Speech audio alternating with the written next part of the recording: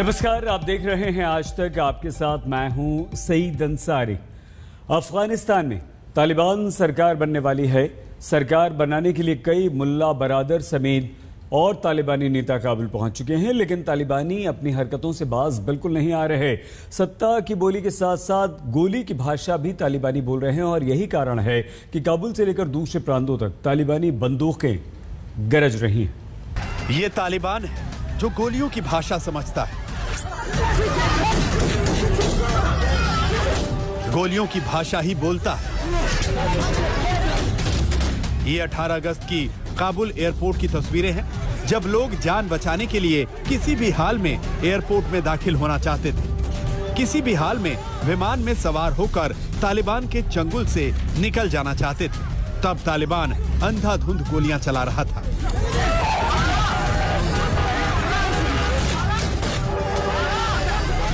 इस गोलीबारी से बचने के लिए महिलाएं चीख रही थीं, बच्चे बदहवास थे, मर्द जान बचाने के लिए भाग रहे थे, लेकिन तालिबान को तरस नहीं आया। उसके लड़ाकों की बंदूकें लगातार गोलियां उगल रही थीं।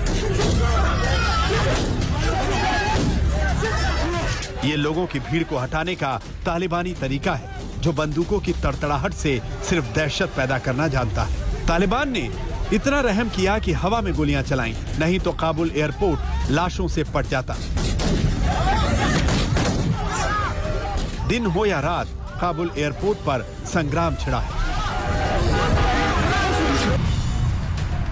लोग एयरपोर्ट में भीतर दाखिल होने के लिए इस कदर परेशान हैं कि अपने बच्चों को तालिबानियों के आगे कर रहे हैं। दरअसल एयरपोर्ट पर तो अमेरिकी सैनिकों का कब्जा है, लेकिन उसके बाहर तालिबानी राज है। अंदर पहुंचने पर अमेरिकी और ब्रिटिश फौजी विमान से अफगानियों को देश से बाहर निकल जाने का मौका नजर आता है, लिहाजा वो एयरपोर्ट में दाखिल होने के लिए बेकरार और बेचैन है।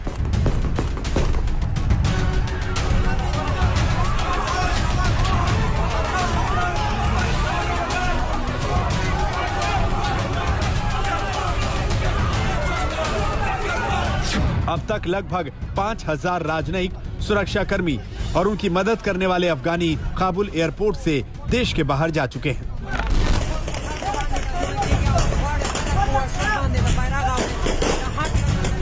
मगर जो देश में मौजूद हैं, वो तालिबानियों की गोलीबारी के खिलाफ आवाज उठाने से हिचक नहीं रहे।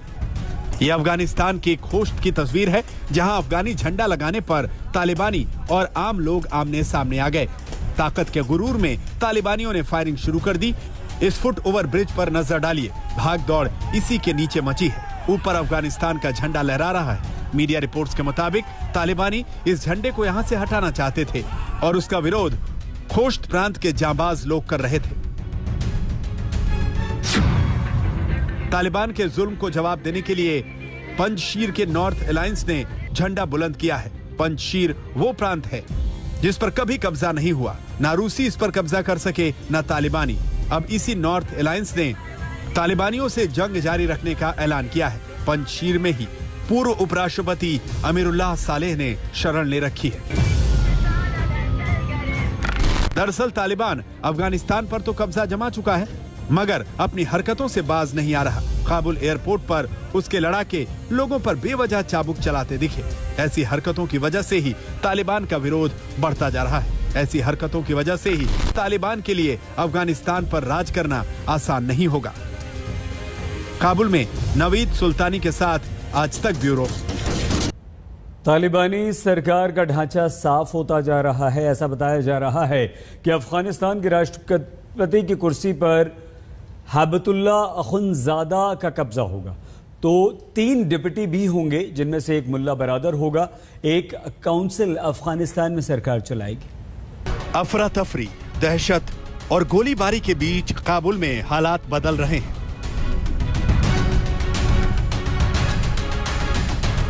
तीन दिन बाद काबुल का मशहूर बर्ड स्ट्रीट खुल गया। अफगानी सिख दुकानदार मंजीत सिंह एक बार फिर से अपने कारोबार पर लौट आए। मगर तेजी से बदलते हालातों में सबसे बड़ा बदलाव इन तस्वीरों के तौर पर सामने आया। ये उन 9 तालिबानी नेताओं की तस्वीर है जो बरसों बाद अफगानिस्तान लौटे हैं। मुल्ला बरादर के साथ ये पहले कंधार और फिर कंधार से काबुल आए हैं। इनका मकसद काबुल में एक स्थिर तालिबानी सरकार का गठन करना है। आज तक से एक्सक्लूसिव बातचीत में अब्दुल सलाम हनफी ने कहा कि लोग डर की वजह से मुल्क छोड़कर न जाएं। आज جای خیلی خوشحالی است که ما بعد از بسیار وقت بر وطن عزیز خود برگشتیم. امروز برادر آخوند اینجا آمدیم بخیر در وطن عزیز خود فرمودند. واقعا بسیار جای نهایت خوشحالی بود که امروز ما همشهریان خود را الحمدلله اینجا میبینیم و مجاهدین میبینیم. بسیار مردم ها با اطمینان الحمدلله در اینجا زندگی خود پیش میبرند. वहीं मुल्ला खैरुल्लाह खैरख्वाह ने लोगों से अपील की है कि वो तालिबानी हुकूमत का साथ दें। راوسته نور په دې وطن کې موږ افغان د دشمن په سترګې په خپل سترګې کې افغان دشمن نه وینو او موږ غواړو دغه یو حالت د اعلان شي افغانستان کې نور موږ هیڅ افغان هم په دغه تصور نه پزې نه پستو ګوري چې هغه د دشمنی احساس وکړي। अब्दुल सलाम हनफी ने लोगों को भरोसा दिया और उनकी संपत्ति की पूरी हिफाजत की जाएगी। طرف ما مردم عفو عمومی اعلان شده است. ما میخواهیم هیچ کس باید بیرون از افغانستان نرود. کسایی که رفتند هم بیایند در وطن خود بیایند بشینند در خانهشان محفوظ است، آبرویشان محفوظ است، حیثیتشان محفوظ است، دیگه پراپرتی که دارند اونا همه محفوظ است. ما نه به حولی کسی ضرورت داریم، نه به خانه کسی ضرورت داریم، نه به موتر کسی ضرورت داریم. بیایند در وطن عزیز خود با هم از طرف ما هیچ تشویش نداشته باشند. به همراه ما هر چی شده دیگه ما برای انتقام از دیگران نیستیم. از همه افغان‌ها خواهش ما این است که इस बीच सरकार के गठन में अहम भूमिका निभा रहे अब्दुल्ला ने खलील अल रहमान हक्कानी समेत कई तालिबानियों से काबुल में मुलाकात की। अब्दुल्ला ने कहा कि वो ऐसी सरकार चाहते हैं जहां न्याय और सबके साथ सही सलूक हो। वहीं तालिबान का दावा है कि इस बार उनकी सरकार पिछली सरकार की तरह क्रूर नहीं होगी और उसमें अच्छे बदलाव नजर आएंगे। हालांकि तालिबानी नेता वहीदुल्लाह हाशिमी ने साफ किया कि कोई लोकतंत्र नहीं होगा और देश शरिया कानून से चलेगा। The system of the government is clear.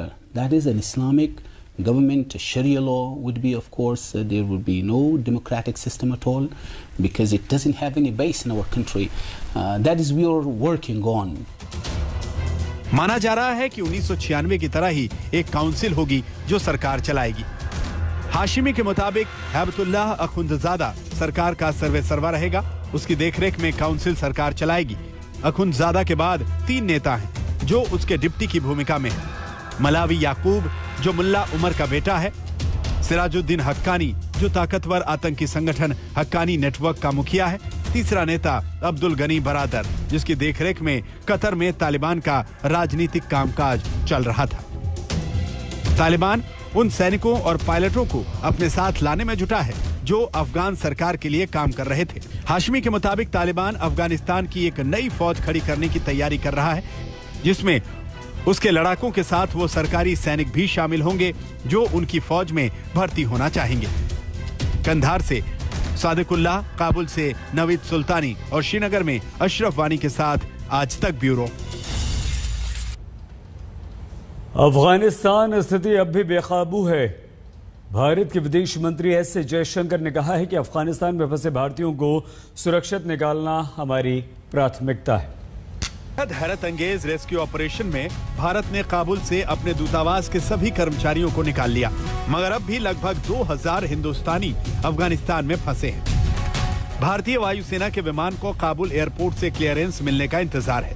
Clearance मिलते ही भारत का अगला मिशन एयरलिफ्ट शुरू हो जाएगा। यूएन में भारत संयुक्त राष्ट्र सुरक्षा परिषद का अध्यक्ष है, लिहाजा विदेश मंत्री एस जयशंकर उनके साथ साथ अफगानिस्तान में भारतीयों को सुरक्षित निकालने में भी जुटे हैं। At the moment, we are, like everybody else, very carefully following developments in Afghanistan. I think our focus is on ensuring the security in Afghanistan and the safe return of Indian nationals who are there. So that is really what has been very much the focus of my own engagements here. इन सब के बीच तालिबान ने भारत से आयात और निर्यात दोनों बंद कर दिया है। भारत अफगानिस्तान के बीच करोड़ों डॉलर का कारोबार होता है, मगर अब तालिबान ने इस पर रोक लगा दी है। सडन वहाँ पॉलिटिकल डेवलपमेंट हुआ है, उससे एक बहुत अनिश्चितता का दौर आया हुआ है और बिजनेस इससे लाजमी है कि कुछ ना कुछ उसका प्रभाव उसके ऊपर आएगा। अभी तक जो हमें सूचना मिली है उसके हिसाब से जो अफगानिस्तान का जो भी लैंड रूट के थ्रू इंपोर्ट होता था, जो पाकिस्तान के थ्रू होता था, वो बंद हो गया है बिकॉज तालिबान ने कोई भी मूवमेंट अफगानिस्तान से पाकिस्तान की तरफ बंद कर रखा है। वहीं अब डर इस बात का भी है कि तालिबान आतंक का गढ़ बन सकता है और इसका खतरा सिर्फ कश्मीर को नहीं बल्कि पूरी दुनिया को है। ग्रुप्स हैं जो सेंट्रल एशियन रिपब्लिक्स के अगेंस्ट एक्शन करेंगे, तो एक तरफ से अफगानिस्तान जो है ये एक अड्डा बन जाएगा इन ग्रुप्स का और ये दुनिया के लिए खतरे से बाहर नहीं है। ऐसी आशंकाओं के बीच 10 दिन में दूसरी बार संयुक्त राष्ट्र सुरक्षा परिषद की बैठक हो रही है। विदेश मंत्री आज की बैठक की अध्यक्षता करेंगे, जिसमें आतंक से दुनिया के खतरे पर चर्चा होगी। आज तक ब्यूरो। अफगानिस्तान के राष्ट्रपति अशरफ गनी अमेरिका के विलन नंबर 1 बन गए। अमेरिका पहले ही गनी को कटघरे में खड़ा कर चुका है। अब गनी पर हमला करने वालों में अमेरिका के पूर्व राष्ट्रपति डोनाल्ड ट्रंप भी शामिल हो गए हैं। ट्रंप ने गनी को धोखेबाज कह दिया है। I never had a lot of confidence, frankly, in Ghani. I said that openly and plainly. I thought he was a total crook. I thought he got away with murder. He spent all his time whining and dining our senators. I mean, the senators were in his pocket. That was one of the problems that we had, but I never liked him. And I guess based on his escape with cash, I don't know, maybe that's a true story. I would suspect it.